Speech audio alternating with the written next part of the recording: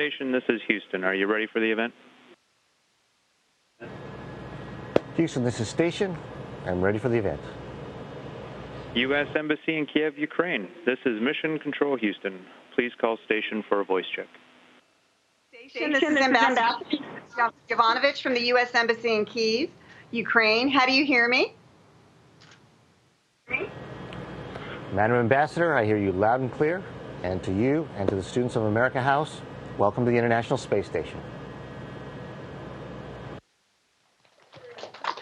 Well, I think that you can see we've got a really excited audience here in Kiev. There's a bunch of people, Americans, Ukrainians, and everybody's thrilled to be talking to you tonight. So we've collected questions from all over Ukraine from people eager to hear about your adventures in outer space and any advice you have for aspiring scientists and engineers. And I can tell you from our pre-talk, there are a bunch of them here of all ages, not just youth. I think there are others as well. So our first question comes from Kostya in Kiev. He asks, what kind of training did you do to become an astronaut? Well, we select astronauts with a bunch of varied backgrounds. We've got astrophysicists, engineers, medical doctors, test pilots. We got the whole gamut. I've got Joe Akaba here. He's a teacher, an educator. And so we all come with all a bit different backgrounds, but we get the similar astronaut training where we have to learn about the systems of, for example, the space station, the science on the space station, how the toilet works.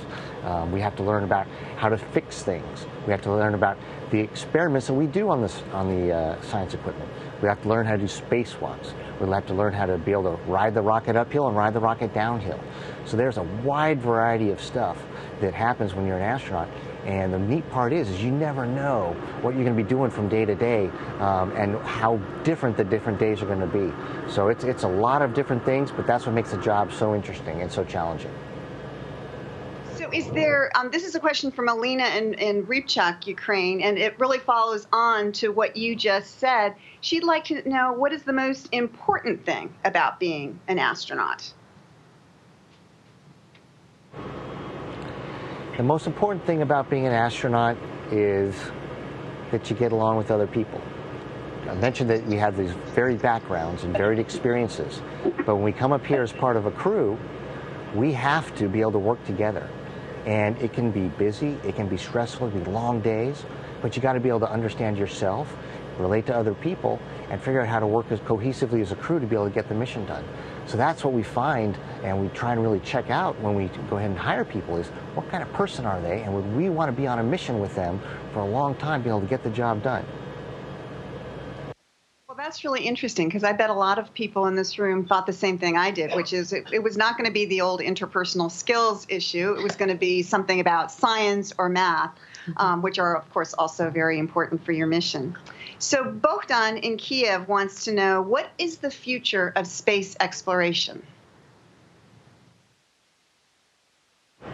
The future of space exploration is pretty darn exciting right now. We've got, companies that are building new space vehicles. In the U.S. alone, we've got the Boeing and the SpaceX company that are building crewed capsules that are going to come up here to the space station here, hopefully by next year.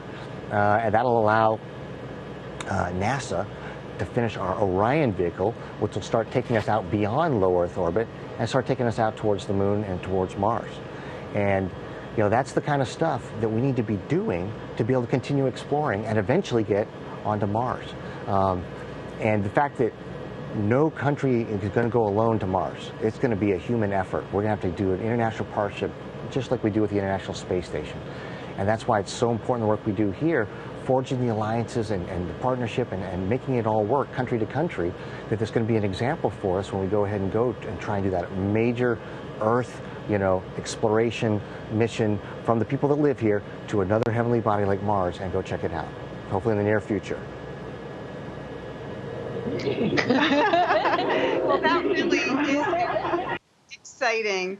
And I just, since you put that little capsule out there, I just have to ask a follow-up question. So how is it that you're just hanging there and not, kind of rolling around in space? Are you like, are your feet in stirrups or something? What's the secret? Foot stirrups.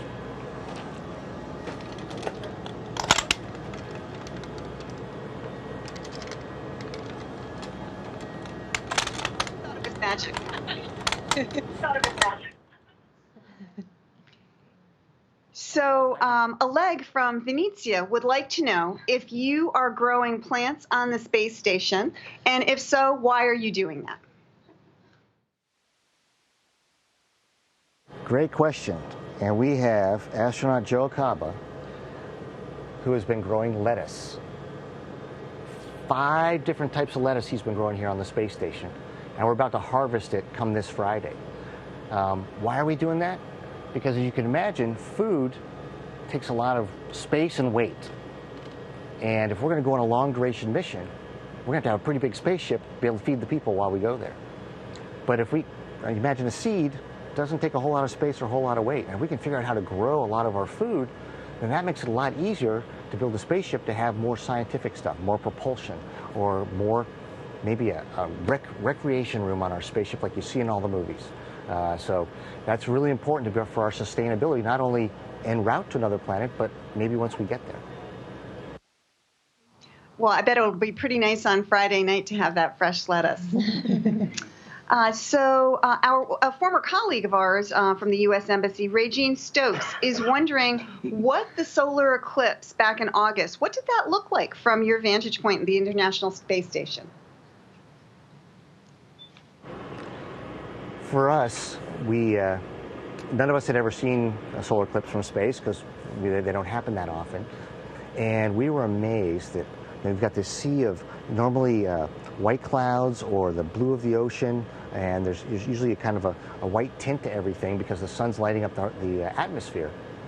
Well, there was this huge, just black circle, and we were amazed at the size of the shadow of the moon onto the surface.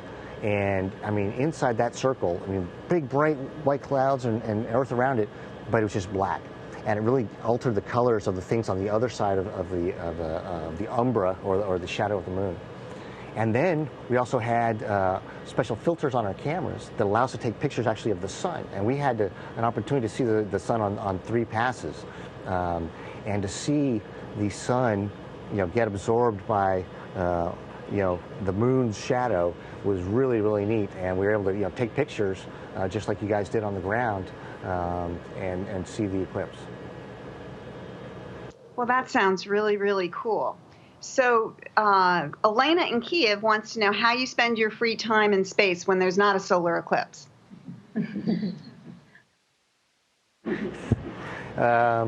For me, most of my free time is spent trying to take pictures of our amazing, beautiful planet. It's so amazing to see, and you're so changed by the experience of being able to look down and know that every minute of your life and everyone you've ever known is down there underneath you, and you're moving along at 6 miles or 10 kilometers every second, going around the Earth every 90 minutes. It's just every orbit is different, the weather's different, the sun is different, and so we're up there just taking pictures so that we can try and do our best to share it with all of you on the ground. Because unfortunately, we've only had 500-something humans going to space so far, and we need those new vehicles and then boom in the space exploration business so that a lot more people can see it and experience the beauty of our planet from up here as well. That's a really inspiring answer. Thank you. So here's going from the really serious to something a little lighter and a little perhaps more fun. Kirill from Kharkiv asks if you could show us something interesting, like maybe how you drink a cup of coffee or wash your hair in space, or I don't know what. Well, since I already showered, we'll go ahead and try. This is some apple cider. And you notice we have to have it, we bring it up dry, we add water to it, and then our straws have to have a lock, because if they didn't, the liquid would just come out. But water behaves a little differently in space. Oh, look at it go already. All right. So if we let it go, you can see the water just comes up and forms a bubble.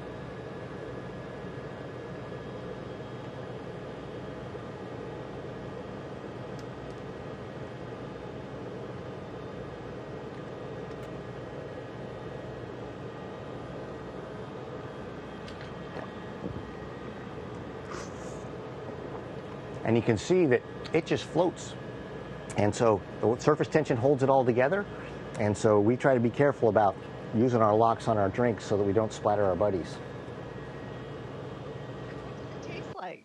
Does it taste the same? For me, the drinks taste the same. Your taste buds get altered a little bit when you get up here. Things seem, for most people, a little blander, and so sauces are a way to make the food feel a little more like home when you eat them. Yulia in Ivano-Frankivsk would like to know how much longer you will be stationed on the International Space Station. You've already been there 4 months, is that right? And what you're going to be doing next. Well, our crew on Soyuz 51S with Sergei Ryazanskiy and Paolo Nespoli will leave on December 14th. And we'll land in Kazakhstan that day. And then Sergei will go back to Moscow. Paolo and I will head back to Houston. And then we'll go through a phase where we'll be getting our bodies rehabilitated back to gravity. We'll be doing all the medical testing because the science isn't just in glove boxes or on test stands or going on outside. We are the science too. Because I mentioned about needing food for a long journey. Well, we also need to protect the human bodies because there's radiation, there's lack of gravity, which causes our bodies to change. And so the part of the experimentation is us ourselves. So we'll be getting back, rehabilitating, reconditioning ourselves. We're doing getting all the medical tests done on us. Then we'll be getting debriefs, explaining to everybody what we learned, what we saw, helping train the next set of astronauts that will be coming up here and taking care of this magnificent space station. And then the thing I look forward to the most is spending time with my wife and kids. And it's been a long time training and time up here apart, and so getting some good family time is what I'll look forward to the most. That's great. So I have a question for you. When you went up into space, you get so much preparation. What surprised you the most?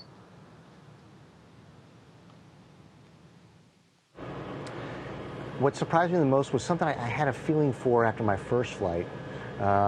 But I was only up here 11 days, and it was such a whirlwind. But being up here now, 3 months, it amazes me how the human body can adapt to this environment so quickly. Just like people adapt to swimming underwater or diving and that type of neutral buoyancy. I'm just amazed that we can be working, up on this surface, and it seems perfectly normal that this is straight ahead, and that's the ceiling and that's the floor. But then one of our buddies could be over here working on this surface, and that's normal for him.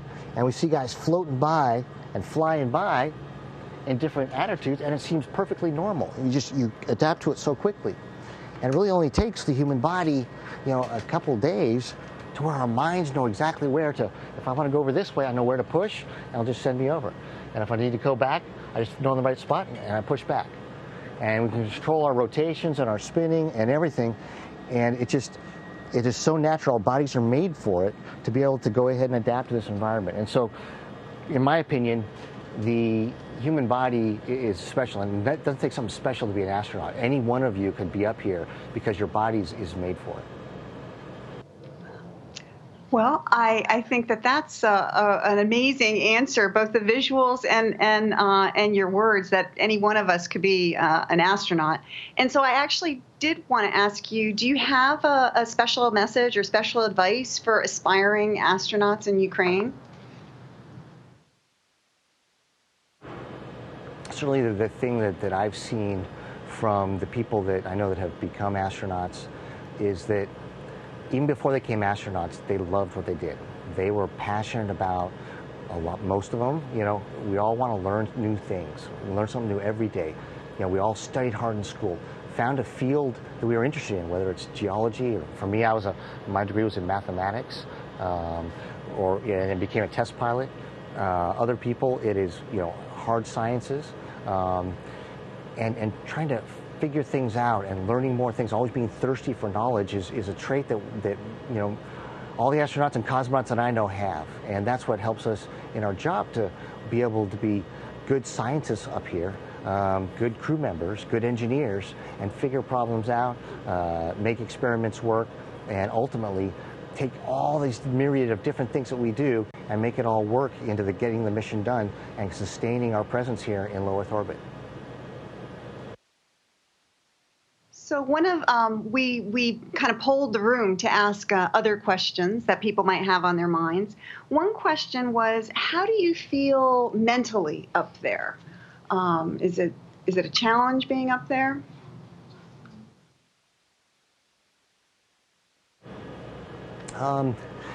We have a funny thing, when you forget something or something like that, we call it the space stupids. Fortunately, at least in my experience, it hasn't happened that much. We do mental acuity tests, and I'm always curious to see if I've changed at all. But you get used to working up here, and there's always different things going on, so you stay really agile. And I don't think, at least, and I haven't observed out of any of my crew members any cognitive or mental changes. Certainly, you get used to working, the long days and the hours, and you really need downtime at the end of the day to be able to, whether it's, converse with other people on email, call your friends and family, or just relax and watch a TV show or a movie to give your brain a break from the high-paced daily activities that we have. So we had another question. Does space trash crash into the space station, or do you have to avoid it somehow? There's not as much space trash in this lower Earth orbit that space station's in, because we're going around the Earth at 17,500 miles an hour, so we're moving pretty quick. So stuff would have to be able to, have its own engine kind of to be able to stay in this low Earth orbit, because we do that. We reboost our orbit and stay in this lower orbit. But there is a lot of space trash farther out, where all the satellites are, where there's expended boosters or dead satellites and things like that. Eventually, their orbit decays and comes through the low Earth orbit that space station's at. And every once in a while, we've got people tracking this all the time. It comes to the point where we go, hey, this might get close enough to space station that we want to move, and we'll do a debris avoidance maneuver to move space station out of the way of that space trash as it descends through our orbit. Fortunately, it's nothing like the movie Gravity, and it doesn't happen very often, but it is something that we're really going to have to think about as we continue. More countries become spacefaring nations, and we want to go beyond low Earth orbit through that ring of space trash that we're accumulating up there. So a couple of people are wondering, what do you miss the most?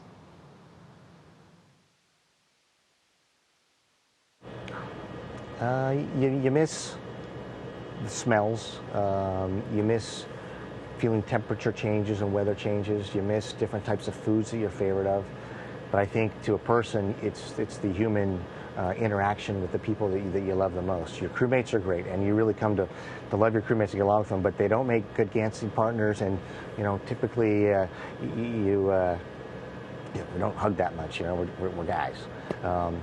But to get a hug from my wife or my 7-year-old daughter or my 11-year-old son, that's the stuff that you really miss the most. And what I know we look forward to is getting back home and seeing our families. So this is a variation on the theme, and you kind of touched it. What's your biggest food craving?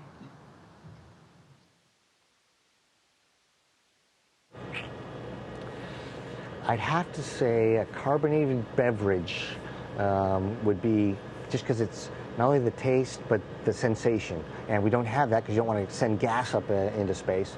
So that probably will be one of my first things that I enjoy, besides maybe a fresh taco or a juicy hamburger or a piece of pizza. So we see that you have two flags behind you, or to the side. One is an American flag and one is the Ukrainian flag. Where did you get the Ukrainian flag?